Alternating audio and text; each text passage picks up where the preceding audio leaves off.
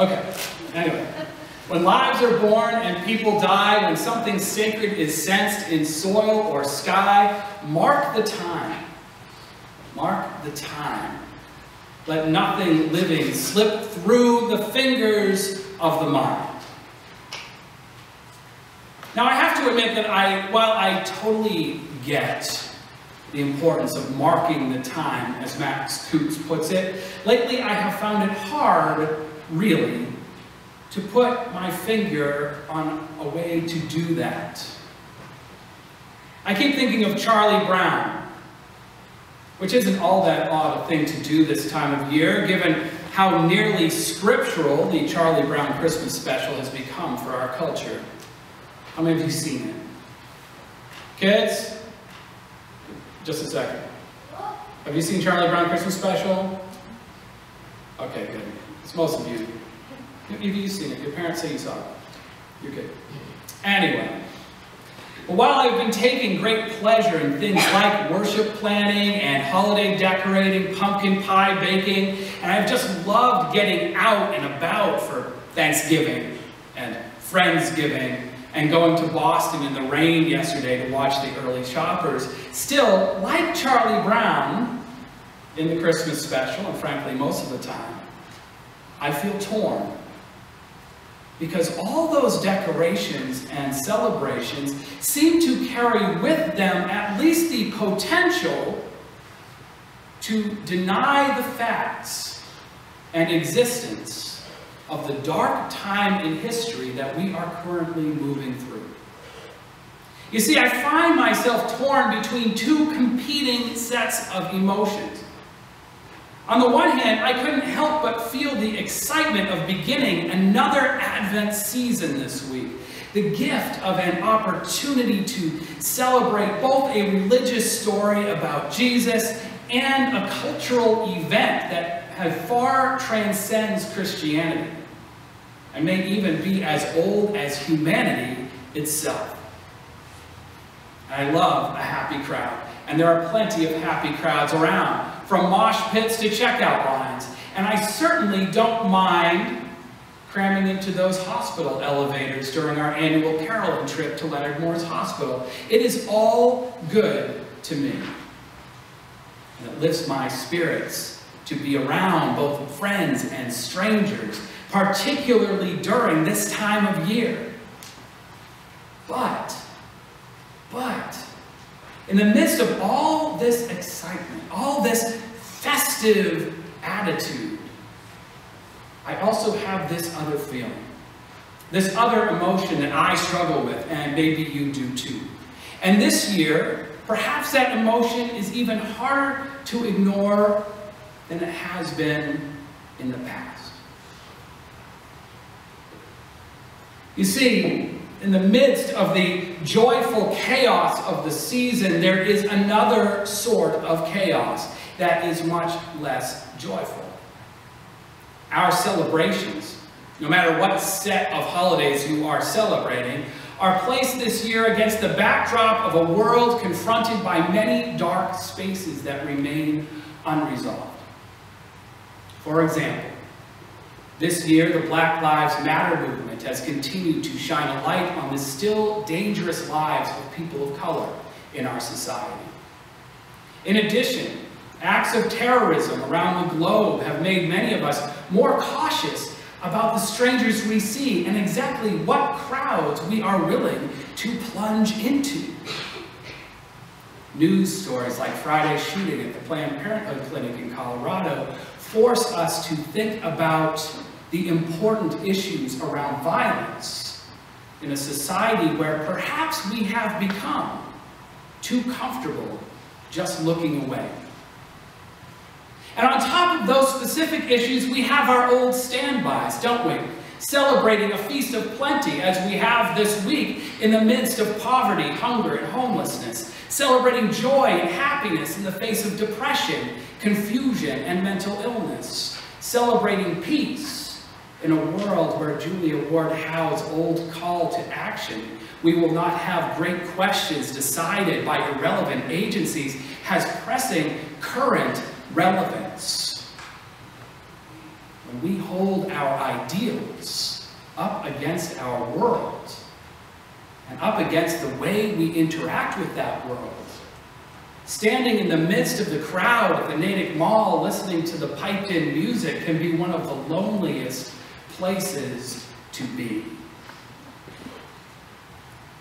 So we are confronted with a problem this year, as we are every year, with an internal conflict between the excitement of the season and the realities of life.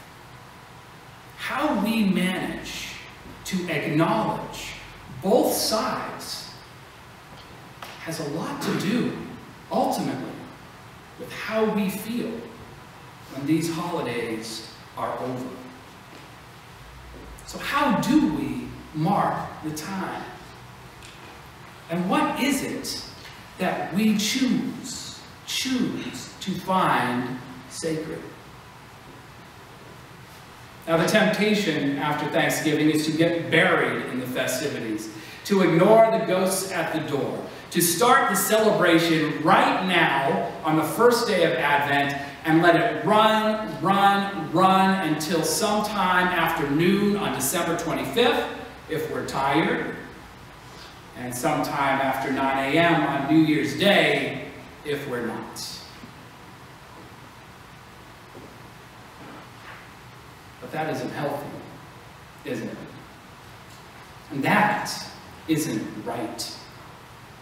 It may seem counterintuitive to say this, given that Christmas, Hanukkah, Thanksgiving, and even New Year's Day a little bit all have spiritual and religious themes. But actually, to genuinely be religious during the holidays, to genuinely seek out an authentic spiritual path, is to be counter-cultural. Because part of our practice must be to set aside all of the baubles and the lights and the carols, even as we revel in them, to recognize the darkness, to see that the party has not yet begun. Now, we heard about part of this darkness in the Gospel of Luke. First, 2 weeks ago, in the lives of Elizabeth and Zechariah, the parents of John the Baptist. But then we see it in today's reading too. The one that Linus pulls out in the Charlie Brown special. Joseph went from the town of Nazareth in Galilee, it says, to Judea, to the city of David called Bethlehem. He went to be registered with Mary, to whom he was engaged and who was expecting a child. We know how the story goes from there, right? We've heard this one before. They traveled through the city, unable to find a room, rejected because they were foreigners and poor, with no status or place in the established community. Now, that's not actually Advent reading. That is the reading for Christmas Day. We aren't there yet, but we know that it's coming. And we know that our expectation of that moment should affect what we do today. So where does that story, where does this story of a poor, displaced family in the midst of strangers fit in our lives, in our culture today? That's the question we have to ask ourselves.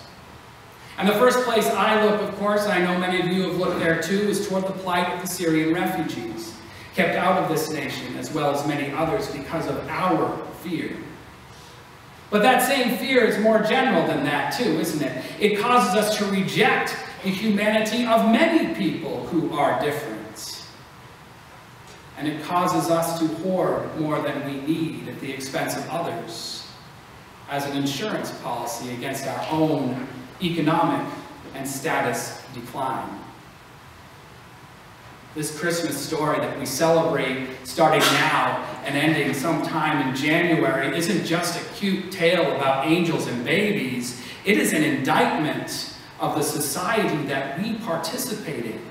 We are supposed to see ourselves in this story, but not in the so-called holy family of Jesus and Mary and Joseph. No, we're supposed to see ourselves in the townspeople and the innkeepers and hope that we are not Herod. Now, with that said, we do try, don't we?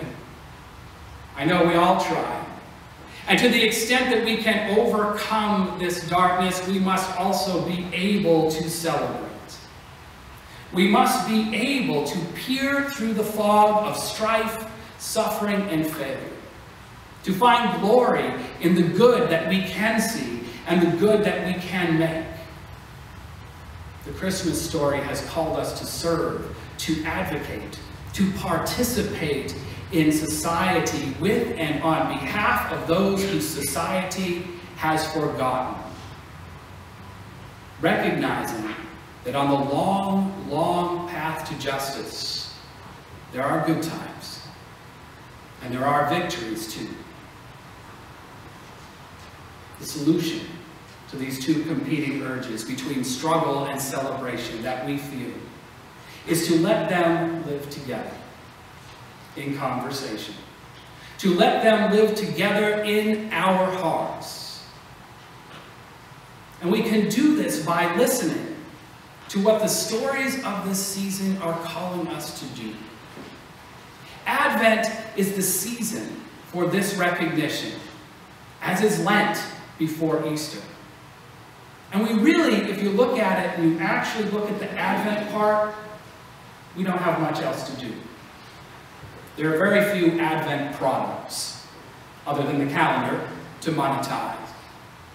There aren't a lot of decorations either.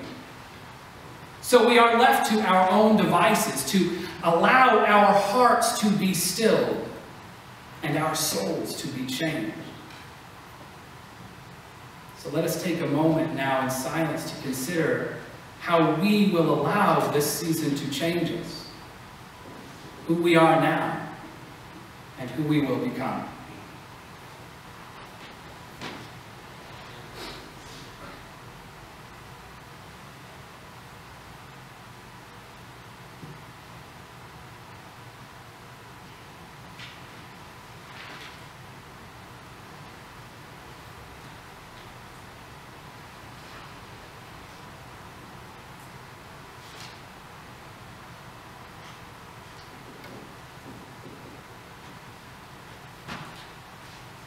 Blessed be.